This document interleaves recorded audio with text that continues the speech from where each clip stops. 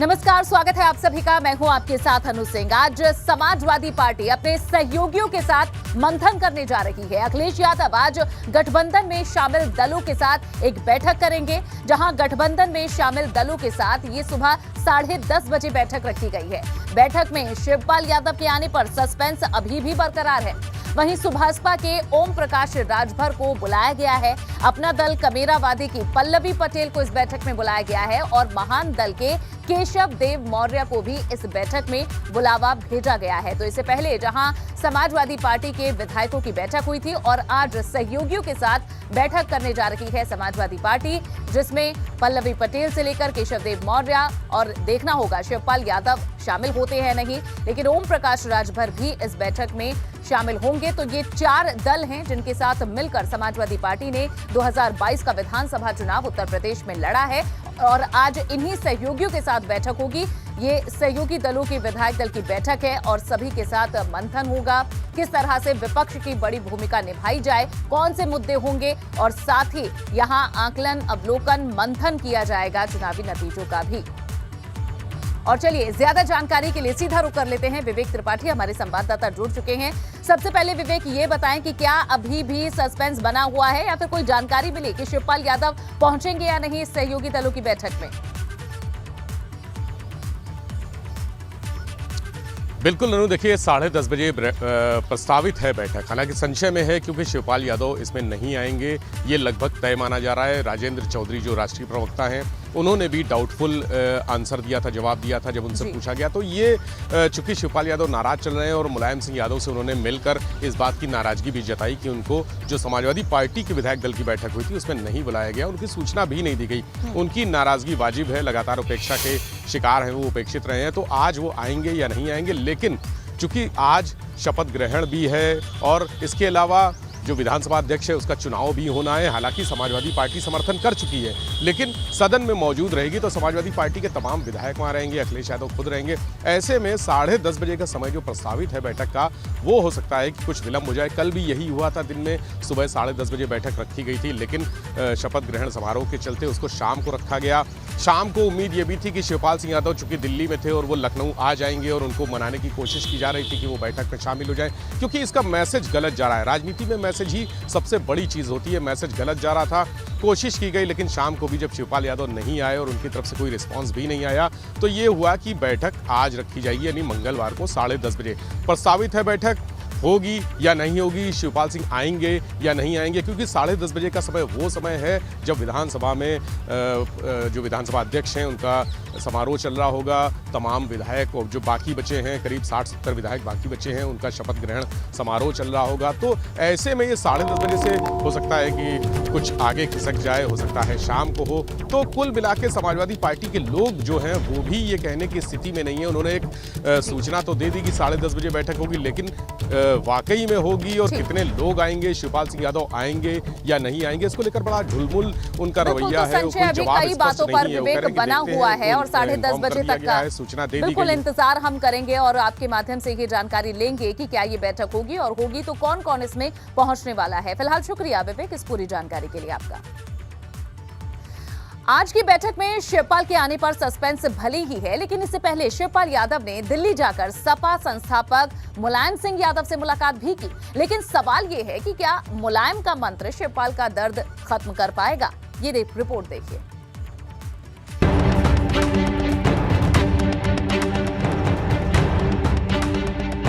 चुनाव खत्म होते ही रार, चाचा का भतीजे पर प्रहार।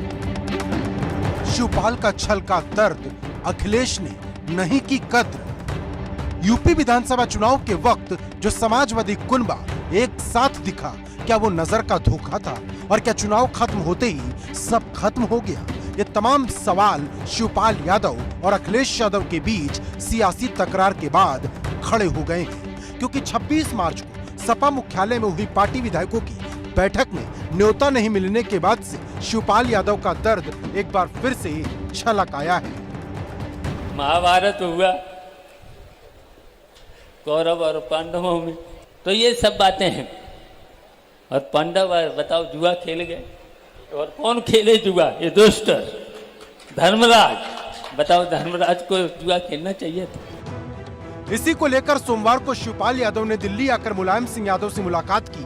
मतलब चाचा भतीजे के बीच रिश्ते की खटास एक बार फिर से उजागर हो गई है और गेंद एक बार फिर मुलायम सिंह यादव के पाले में चली गई है। चुनाव के नतीजे के बाद जिस तरीके से शिवपाल यादव की अनदेखी की गई, उससे नाराज शिवपाल सिंह यादव दिल्ली पहुंचे।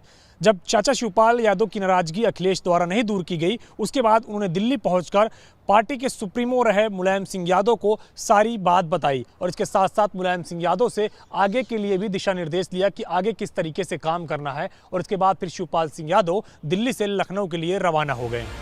लेकिन चाचा भतीजे के बीच शुरू हुई तकरार के बाद कई सवाल खड़े हो गए हैं, क्योंकि यूपी विधानसभा चुनाव के वक्त खुद शिवपाल ने अखिलेश को अपना नेता कबूल किया था। यहाँ तक कि जो शिवपाल पहले गठबंधन में अपने लिए ज्यादा सीट मांग रहे थे, वो भाजपा को हराने के लिए एक सीट पर मान गए। इतना ही नहीं, इटावा के एक रोड शो में जब मुलायम सिंह यादव, अखिलेश यादव और शिवपाल यादव एक साथ विजय रथ पर सवार दिखे तो उसमें शिवपाल को बैठने के लिए सीट तक नहीं मिली थी। लेकिन इसके बाद भी शिवपाल बात को हवा में उड़ाते चले गए। मुझे तो कल बड़ा लग रहा था कि कहां एक प्रदेश भर में घूमता था, हजारों लोग उनके साथ जाते थे।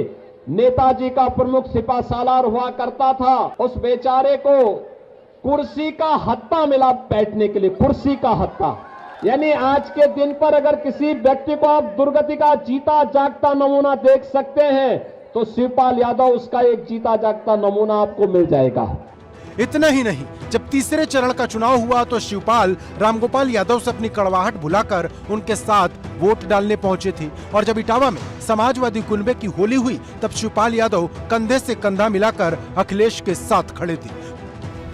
तो फिर ऐसा क्या हो गया कि चाचा और भतीजे के रिश्ते में खटास आ गई? जो शिवपाल कल तक अखिलेश को अपना नेता बता रहे थे, वो आज महाभारत और रामायण का जिक्र क्यों करने लगे? हनुमान और शकुनी जैसे किरदारों की याद क्यों दिलाने लगे? नहीं खेलना चाहिए, तो अगर नहीं खेलते तो बताइए द्रौपदी की चीरहरण क्यों होता और किससे जुआ खेल गए? यार खेलते तो दुर्योधन से खेलते, शकुनी मामा से खेल गए और शकुनी मामा को कौन नहीं जानता था। तो ये कथाएं हैं, कथाओं से सीखना चाहिए, बहुत कुछ कथाओं से मिलता है। क्या ये सारा दर्द 26 मार्च की सपा मुख्यालय में हुई बैठक में न्योता नहीं मिलने का है या फिर बात इससे कहीं आगे की है? क्योंकि चर्चा पहले ये गर्म थी कि अखिलेश शिवपाल को नेता प्रतिपक्ष बना सकते हैं, लेकिन ये सिर्फ चर्चा बनकर रह गई और अखिलेश खुद नेता प्रतिपक्ष बन गए। समाजवादी विधानमंडल दल की बैठक भी चल रही है, लेकिन मुझे कोई सूचना नहीं दी गई, जबकि सभी विधायकों को सूचना दी गई है। और मैं समाजवादी पार्टी का सक्रिय सदस्य बनकर के ही चुनाव लड़ा था। जब मुझे कोई सूचना नहीं दी गई तो मैं नहीं गया। और मुद्दे की बात यह है कि शिवपाल यादव और अखिलेश यादव के बीच राजनीतिक भविष्य क्या होगा, क्योंकि अब दूसरे राजनीतिक दल भी इसको लेकर चर्चा करने लगे हैं। यहाँ तक कि ओम प्रकाश राजभर समाजवादी पार्टी के गठबंधन के हिस्सेदार हैं। उन्होंने भी कहा कि 26 मार्च को जो सपा मुख्यालय में बैठक हुई उसमें शिवपाल यादव को न्योता देना चाहिए था। वहीं दूसरी तरफ भाजपा चाचा भतीजे की खटास में मजे ले रही है। शिवपाल जी नाराज दिख रहे हैं, आपके सहयोगी हैं। देखिए, जहाँ परिवार में सैकड़ों लोग हों तो कोई न कोई नाराज़गी होती रहती है, और एक नाराज़ होता है, खुश होता है, फिर मनाया जाता है। फिर परिवार है, परिवार में तो कभी कभी होता है। सपा विधानमंडल दल की बैठक में कहे कि मुझे बुलाया ही नहीं गया। अब भाई हमको जानकारी नहीं है कि बुलाया गया कि नहीं बुलाया गया, क्यों नहीं बुलाया गया, क्या कारण है। तक बुलाया जाना चाहिए। भाई वो तो नेता हैं, अगर समाजवादी पार्टी के एमएलए हैं तो सबको बुलाना चाहिए था। नहीं, देखो ये तो उनका अपना आपस का मामला है, उनके घर का मामला है। जब किसी भी पार्टी में जब परिवारवाद बढ़ता है और फिर वो परिवारवाद जब वंशवाद में बदलता है, मैंने पार्टी पहले भाइयों ने स्टार्ट की, मुलायम सिंह, शिवपाल सिंह, रामगोपाल सिंह, तो जब ये भाई लोग काम करते रहे, अब बेटा आ गया तो बेटा नेता हो गया, तो फिर भाई का स्थान नहीं रहा।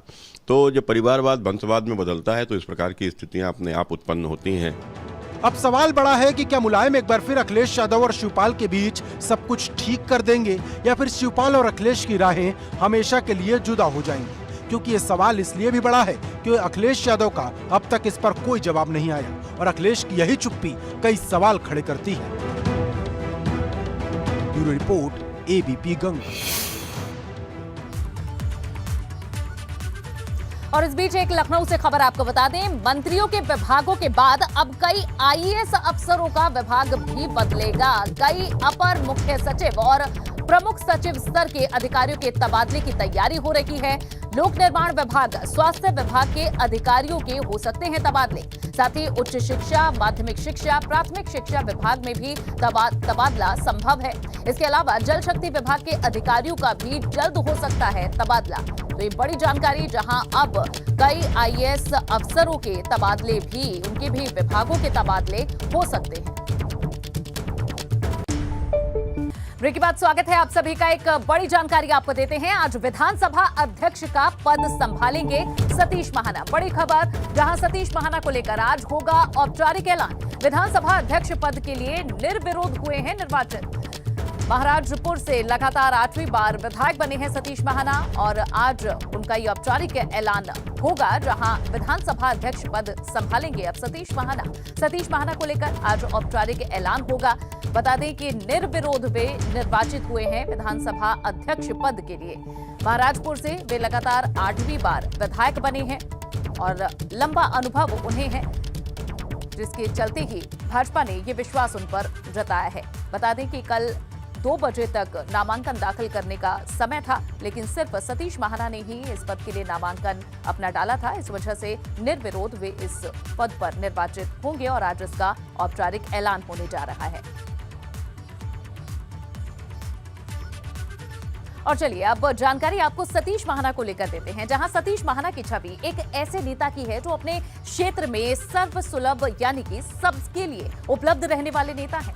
महाना की ऐसी ही छवि लखनऊ में भी है, जो पार्टी और संगठन के साथ ही तमाम लोगों की बातों को सुनने के लिए जाने जाते हैं। उन पर गौर करने वाली बात ये भी है और शायद यही कारण है कि उनके पक्ष में मजबूती से ये जो पद है ये गया है। तभी तो सभी दलों ने सतीश महाना के नाम का ही प्रस्ताव रखा है। साफ सुथरी और सरल स्वभाव के नेता की उनकी पहचान है। विवादों से हमेशा वे दूर रहते हैं। विपक्ष के नेताओं से भी अच्छे संबंध सतीश महाना के हैं। इसके अलावा वे विश्व हिंदू परिषद से जुड़े भी रहे हैं। कानपुर में जमीनी पहचान वे रखते हैं। लगातार 8 बार विधायक रहे हैं और 1991 में पहली बार उन्होंने चुनाव जीता था। 5 बार वे कानपुर कैंट से विधायक बने हैं। 2012, 17, 22 में महाराजपुर से वे विधायक बने। 2017 में यूपी सरकार में कैबिनेट मंत्री रहे हैं। योगी सरकार 1 में कई अहम विभाग उन्होंने संभाले हैं। 2017 में पीएम ने खुलकर उनकी तारीफ की थी। पीएम ने कहा था कि कुछ लोग अच्छा काम करते हैं, लाइमलाइट में नहीं रहते हैं और सतीश महाना की इन्हीं खूबियों के चलते भाजपा ने ये एतबार उन पर जताया है और आज निर्विरोध वे चुने जाएंगे। इसका औपचारिक ऐलान भी हो जाएगा। अनुभव शुक्ला लखनऊ से हमारे संवाददाता जुड़े हैं, ज्यादा जानकारी उन्हीं से लेंगे। अनुभव, कब तक ये ऐलान आज हो सकता है? देखिए, जब 25 तारीख को मंत्रिमंडल का हमका गठन होता, शपथ हो रही थी, तब सतीश महाना का नाम नहीं आने पर मंत्रिमंडल में बहुत सारे लोग चौंके थे। क्योंकि आपने जो बातें बताई, 8वीं बार जीत कर आए हैं, सीनियर नेता रहे हैं और औद्योगिक विकास जैसे विभाग में मंत्री रहे, तो इसलिए लोग चौंके थे। पर उनके लिए पार्टी ने तय किया था कि वो विधानसभा के अध्यक्ष होंगे और शाम तक इसकी घोषणा भी हर जगह से, हम कहें तो सूत्रों से आ ही गई थी। और इसके बाद कार्यकर्ताओं ने कहा कि हाँ, ये एक अच्छा फैसला है। कल सतीश महाना ने नामांकन किया। उनके नाम पर सभी जो राजनीतिक दल हैं, समाजवादी पार्टी हो, आरएलडी हो, कांग्रेस हो, बसपा हो, यहाँ तक कि सहयोगी दल तो अपने ही यहाँ, इसके अलावा जो सुभाषपा, उन सभी दलों ने अपना समर्थन किया और उन्होंने जाकर नामांकन दाखिल किया। जो विधानसभा में टंडन हॉल है वहाँ पर जाकर, और हमने वो तस्वीरें भी दिखाई। मुख्यमंत्री मौजूद रहे, दोनों उप मुख्यमंत्री मौजूद रहे, सरकार के कई वरिष्ठ मंत्री मौजूद रहे। जब नामांकन उन्होंने किया, वहाँ प्रस्तावक के तौर पर भी अलग अलग दलों के जो राजनीतिक दल हैं, उनके जो विधायक थे वो भी मौजूद थे। तो कहीं ना कहीं उनके नामांकन के बाद अब केवल औपचारिकता ही बची है, क्योंकि एक समय सीमा तय की गई थी कि 28 तारीख को दोपहर 2 बजे तक नामांकन होगा और 29 तारीख को 3 बजे के बाद नाम की घोषणा होगी। तो निर्विरोध निर्वाचन उनका हो गया है लगभग, और 3 बजे उसकी औपचारिक घोषणा कर दी जाएगी। देखिए, ये एक लंबी परंपरा उत्तर प्रदेश में, ये 18वीं विधानसभा है, और अगर हम कहें तो लगभग 1990-91 से या उससे भी पहले से यही परंपरा है कि कभी भी विधानसभा अध्यक्ष पद के लिए चुनाव बिल्कुल नहीं ऐसा होते। इलेक्शन नहीं हुआ और आज भी निर्विरोध उनका ऐलान हो जाएगा। अनुभव, बिल्कुल अब इंतजार तभी का रहेगा 3 बजे के तकरीबन, जैसा आपने बताया कि इसका ऐलान संभव है। शुक्रिया जानकारी के लिए।